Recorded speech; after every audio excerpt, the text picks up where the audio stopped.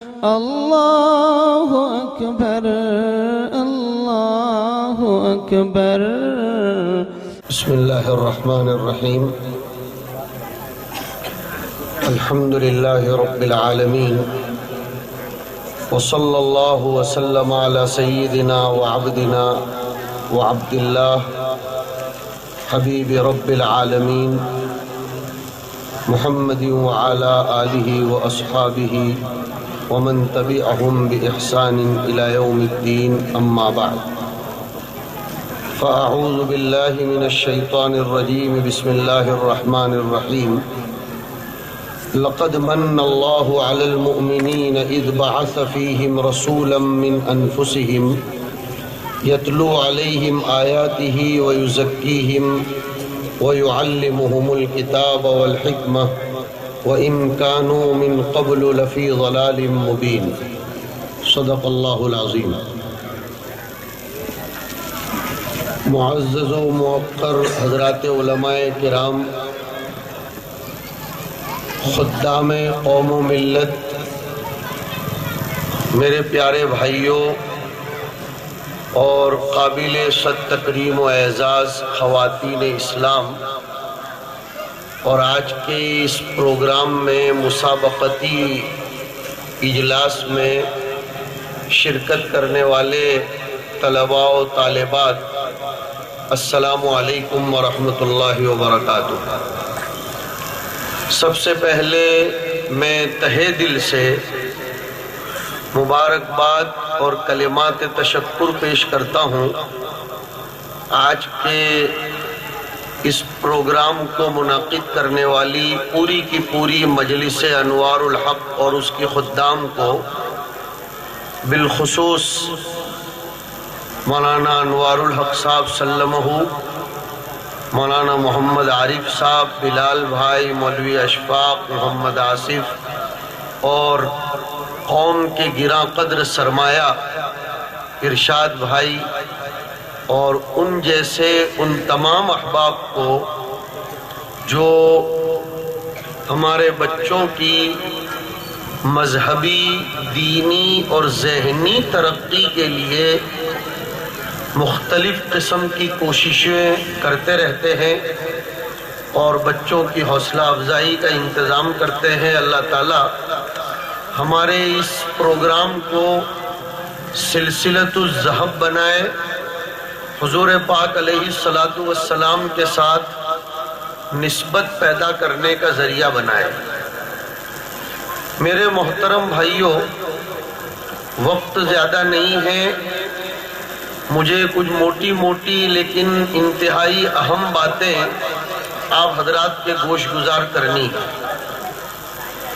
اس programme کی نسبت پر مجھ کو ایک موضوع دیا گیا کہ حالات حاضرہ کا حل اور اس کا دفعیہ سیرت طیبہ کی روشنی میں کیسے کیا جا سکتا ہے۔ حق یہ ہے کہ اس زمانے میں جتنے بھی قسم کے چنتن منن، سوچ و فکر کی جا رہی ہے، زیادہ تر دنیاوی نقطہ نظر سے، معاف کیجئے گا سیاسی نقطہ نظر سے حالات حاضرہ کا حل تلاش کرنے کی کوششیں ہو رہی ہیں، جس کی بنیاد پر ہمیں وہ حل نظر نہیں آتا۔ اہل علم محظوظ ہوں گے کہ وہ حل کے بجائے حل ہی رہ جاتا ہے، استفہامیہ حل سمجھ میں نہیں آ رہا ہے۔ میں عرض کر رہا ہوں، یہ حالات شاید اس سے برے حالات تو نہیں ہیں جو حضور پاک علیہ السلام کی بعثت کے زمانے میں تھے۔ اس زمانے کے حالات کو قرآن کریم نے خود اعتراف کرتے ہوئے فرمایا کہ وَإِن كَانُوا مِن قَبْلُ لَفِي ضَلَالٍ مُبِينٍ، کہ حضور کی آمد بابرکت سے قبل دنیا کے لوگ کھلی ہوئی گمراہی میں تھے۔ حضور نے آ کر شکایات کرنے کے بجائے، اس کا رونا رونے کے بجائے اس کے اسباب تلاش کیے، اور اسباب تلاش کر کے پھر اس کا علاج پیش فرمایا۔ یہ پوائنٹ کی بات ہے۔ ایک مسلمان کی سوچ اور اس کی فکر یہ ہونی چاہیے کہ وہ کسی بھی حالت کا مداوع کرے، کسی بھی حالت کا سبب تلاش کرے، اور سبب تلاش کرنے کے بعد کتاب و سنت کی روشنی میں اس کا علاج تلاش کرے۔ اور ہمارے نبی پاک علیہ الصلوۃ والسلام چیلنج کر کے گئے ہیں۔ چیلنج، حضور کو حق تھا چیلنج کرنے کا، اس لیے کہ آپ کا قلب اطہر بقول بعض مفسرین کے مثل نورہ کمشکات فیہا مصباح المصباح فی زجاجہ الزجاجۃ کأنہا کوکب دری وفی قراءۃ کأنہا کوکب دری۔ میں آپ کو ایک پوائنٹ کی بات بتلا رہا ہوں۔ حضور پاک علیہ الصلوۃ والسلام کے قلب اطہر کی مثال، حضور کے قلب اطہر سے پھوٹنے والے نور کی مثال، حالات کا مقابلہ کرنے کے لیے آپ نے جو انوار پیش کیے، اس کی مثال قرآن کریم نے پیش فرمائی کہ ایک تاقچہ ہو، اس میں چراغ ہو، اور وہ چراغ قندیل میں ہو، اور اس قندیل کو چاروں طرف سے بند کر کے پھر اس کی روشنی کو زیتون کے تیل سے منور کیا جا رہا ہو۔ یہ ایک مستقل بحث ہے، لیکن مجھے بتلانا یہ ہے کہ نبی کریم علیہ الصلوۃ والسلام کی سیرت سب سے پہلے پیغام مجھے اور آپ کو یہ دیتی ہے کہ شکایات کرنے کے بجائے ہمیں اسباب اور حل تلاش کرنا چاہیے۔ اسباب کیا ہیں؟ ہم مکی زندگی کا اور مدنی زندگی کا جب مطالعہ کرتے ہیں تو ہمیں نظر آتا ہے کہ سب سے بڑا سبب جو دنیا کی پسپائی، دنیا کے انحطاط کا ہے، وہ ہے جہالت، وہ ہے اللہ کے نظام سے دوری۔ اس لیے کہ خدا پاک کا نظام دنیا میں امن پیدا کرنے کے لیے، محبتیں پھیلانے کے لیے، دنیا میں سے مہنگائی کو ختم کرنے کے لیے، اور دنیا میں امن و شانتی کی چادر بچھانے کے لیے آیا ہے۔ حضور نے جو چیلنج کیا، اس چیلنج کی طرف میں اشارہ کروں، بھائی یہ سننے کے لیے لوگ بیٹھے ہیں یا چائے پلانے کے لیے ہے؟ یہ بدنظمی ہی کا شکار ہے۔ ہماری قوم کا حال یہی ہے کہ یہ جمع ہوئے ہیں، اچھا خاصا مجمع سننے آیا ہے، اور یہ بدنظمی کس طرح کی ہے؟ ماشاءاللہ لوگوں کو چائے کی کوئی ضرورت نہیں ہے، یہ ایک قسم کا رواج ہے، یہ مروجہ چیزیں ہیں۔ برائے کرم معاف کیجئے، لوگوں کو بات سننے دیجئے۔ حضور پاک علیہ الصلوۃ والسلام نے چیلنج فرمایا، ترکتکم، میں تم کو چھوڑ کر جا رہا ہوں، یتیم بنا کر نہیں جا رہا ہوں۔ دیکھو یتیمی کی دو قسمیں ہیں، ایک تو وہ یتیم جس کا باپ مر گیا ہو، ایسا یتیم ہونا کوئی عیب نہیں ہے، کوئی نقصان نہیں ہے۔ اگر اس قسم کی یتیمی کوئی عیب اور نقصان ہوتی تو سرکار دو عالم صلی اللہ علیہ وسلم کو اللہ یتیم بنانا پسند نہ فرماتے۔ اس لیے کہ اہل سنت والجماعت کا متفقہ عقیدہ ہے کہ نبی ظاہری اور باطنی دونوں قسم کے عیوب سے پاک، صاف، منزہ و مبرہ ہوتا ہے۔ تو اگر یتیم ہونا، باپ کے مر جانے والا یتیم ہونا کوئی عیب ہوتا تو حضور کو یتیم نہ بنایا جاتا۔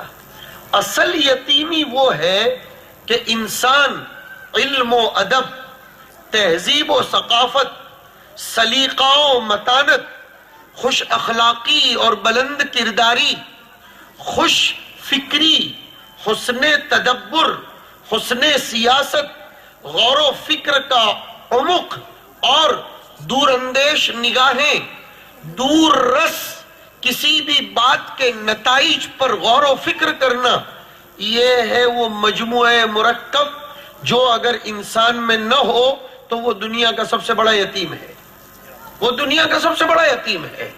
ایک عربی کا شاعر کہہ گیا کہ لیس الیتیم الذی قد مات والدہ، لیس الیتیم الذی قد مات والدہ انما الیتیم یتیم العلم والادب۔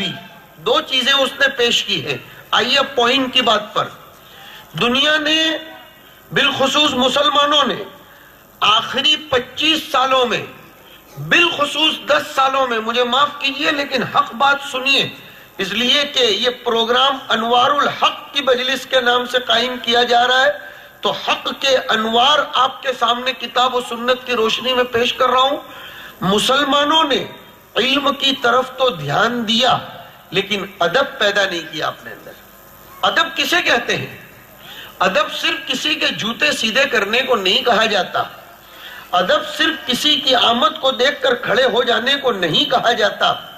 ادب کی جامع تعریف محدثین نے فرمائی الوقوف مع المستحسنات، الوقوف مع اوامر اللہ والارتکاب عما نہى اللہ تعالی عنہ۔ اللہ کے مامورات کے سامنے بس خاموش، وہیں ٹھہر جانا۔ میرے خدا نے یہ کہہ دیا، مجھے اس کے مقابلے میں کروڑوں نفع نظر آتے ہوں، مادی طور پر، ثقافتی طور پر، کلچرلی طور پر، اکونومی کے طور پر، لیکن میرا خدا، سنیے آگے کے میرے جملے، مسلمان اپنے دل و دماغ میں یہ دھسائیں کہ اللہ جتنا رحم دل ہے اور اللہ جتنا رحمان ہے، اتنا رحمان دنیا کی کوئی ہستی، کوئی سیاسی پارٹی، کوئی لیڈر، کوئی ہمارا قائد، کوئی ہمارا عظیم رہنما اللہ جتنا رحمان و رحیم نہ کبھی ہوا نہ ہو سکتا ہے۔ اسی رحمت کا پرتو، اسی رحمت کا ریفلیکسمنٹ اس نے جناب نبی کریم صلی اللہ علیہ وسلم کے قلب اطہر پر ڈالا۔ قرآن خود اس کی گواہی دیتا ہے، فَبِمَا رَحْمَةٍ مِّنَ اللَّهِ لِنْتَ لَهُمْ وَلَوْ كُنْتَ فَظًّا غَلِيظَ الْقَلْبِ لَانفَضُّوا مِنْ حَوْلِكَ۔ اللہ کی صفت رحمت ہی کا نتیجہ ہے کہ اے نبی آپ کے اخلاق میں نرمی آئی، ورنہ کچھ موڑ آئے، سیرت طیبہ پیش کر رہا ہوں، کچھ موڑ آئے تھے، چلتا ہوں میں آپ کو لے کر۔ ایک جملہ میرا اپنے ذہنوں میں بٹھائیے اور ہندوستان کے حالات پر چسپاں کیجئے، مایوسی کو ختم کر دو۔ حضور، بہت توجہ کے ساتھ اس جملے کی طرف آپ کو لے کر چلنا چاہ رہا ہوں، حضور صلی اللہ علیہ وسلم مکہ سے تو خائف ہو کر آئے تھے، لیکن حسن تدبر کے نتیجے میں فاتح بن کر واپس تشریف لے گئے۔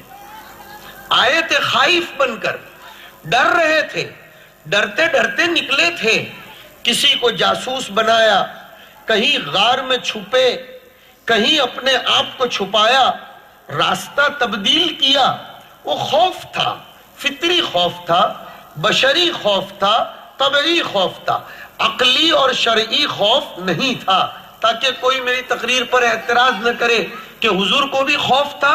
میں نے اعتراض دفع کر دیا کہ وہ طبعی، بشری اور فطری خوف تھا، ورنہ حضور جیسا بہادر تو دنیا میں نہ کوئی آیا نہ آئے گا، لیکن حضور ایک بشر تھے، حضور ایک انسان تھے، آپ خائف بن کر آئے تھے اور مکہ کو یہ خطاب کرتے ہوئے آئے تھے، بالخصوص کعبہ کو، اے کعبہ تیری محبت کی چھاتی سے مجھ کو دودھ پلایا گیا ہے، تیری قوم اگر مجھ کو نکلنے پر مجبور نہ کرتی تو میں کبھی یہاں سے نہ نکلتا۔ بہت تڑپتے رہتے تھے، آئے، لیکن آؤ ہندوستان کے مسلمانوں، بہت سے موڑ آئے جہاں حضور جذباتی بنتے، ایموشنل بنتے، بہت زیادہ منفعل المزاج، سریع الغضب بنتے، لیکن آپ نے اپنی زبردست سیاست کا، حسن تدبر کا، غور و فکر کا ثبوت پیش فرمایا. میں زیادہ آپ کو تفصیل میں نہ لے جاتے ہوئے ایک آدھ دو مثالیں دیتا ہوں. صلح حدیبیہ کا ایک موقع تھا, خطرناک موڑ پر تھے, خطرناک موڑ. یعنی وہ لوگ بسم اللہ الرحمن الرحیم لکھنے دینے کو بھی تیار نہیں تھے. سیرت میں آ رہا ہے کہ جب حضور نے صلح نامہ لکھوانا شروع کیا تو فرمایا لکھو بسم اللہ الرحمن الرحیم. انہوں نے بولے ہم یہ نہیں لکھنے دیں گے, ہمارا پرانا طریقہ چلا آ رہا ہے, لکھو بسمک اللہم. حضور نے فرمایا کوئی بات نہیں, اگر تم رحمان رحیم لکھنے دینے کے لیے تیار نہیں ہو تو میرا رب رحمان اور رحیم کی صفت سے ہٹنے والا تو نہیں ہے. اسی کے رحم کا تقاضا ہے کہ ابھی میں تمہارے ساتھ کچھ کرم کا معاملہ کر دوں اور کچھ صلح کا معاملہ کروں تاکہ یہ صلح آنے والی زندگی میں فتح مبین کا پیش خیمہ بنے. حضور نے فرمایا لکھ دو, اسٹیپ بائی اسٹیپ چلیے. آگے حضور نے فرمایا لکھو ھذا ما کتب علیہ محمد رسول اللہ. تو سامنے والی پارٹی نے نہ بولا ہم نے آپ کو رسول اللہ مانا کب ہے, نہیں لکھنے دیں گے ہم. محمد ابن عبداللہ لکھ سکتے ہیں آپ. کس کا خون نہیں کھول سکتا, کس کو غصہ نہیں آئے گا؟ ہر آدمی.